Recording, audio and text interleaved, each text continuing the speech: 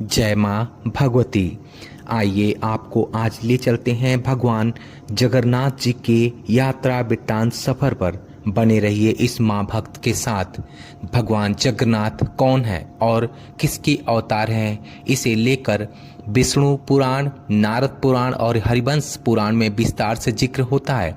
इसमें भगवान श्री हरि विष्णु के कई नामों में से उनका एक नाम जगन्नाथ बताया गया है और जगत पालक के रूप में ही उनकी पूजा होती है।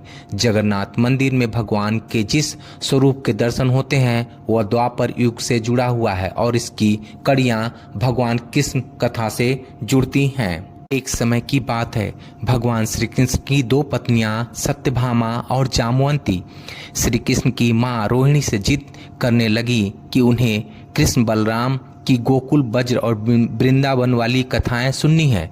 जामवंती ने कहा कि यहाँ सभी श्री कृष्ण के बचपन की कहानियां खूब कहते सुनते हैं। वहीं सत्यभामा कहने लगी कि मैंने तो राधा की भी कहानियां सुनी हैं।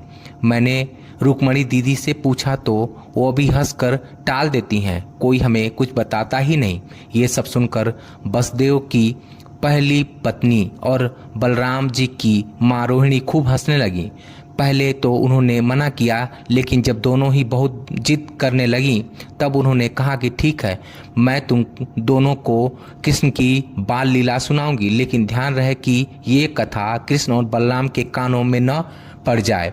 अगर ऐसा हुआ तो दोनों ही इस कथा में इतना डूब जाएंगे कि फिर वे वज्र की ओर ही चले जाएंगे, तब तुम सभी कुछ नहीं कर पाओगी।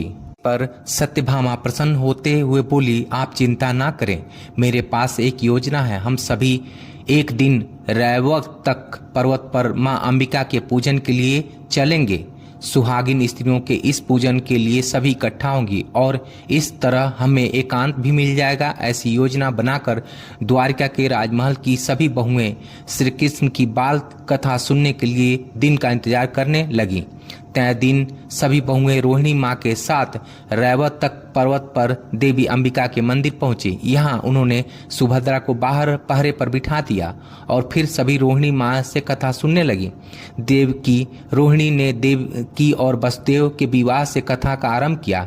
कंस द्वारा आकाशवाणी को सुनना, ऋषि की हत्या, 9 दंपति को कारागार में डालना और देवकी के 6 पुत्रों की हत्या की घटना सुनकर सभी भावुक हो गईं। माता रोहिणी एक एक कर एक एक घटना का वर्णन करती जा रही थी। फिर उन्होंने कृष्ण जन्म की कथा सुनाई। कहा कि एक काली रात में कान्हा ने बहन देवकी के गर्भ। भगवान जगन्नाथ के वृत्तांत दर्शन का अगला भाग अगले वीडियो में।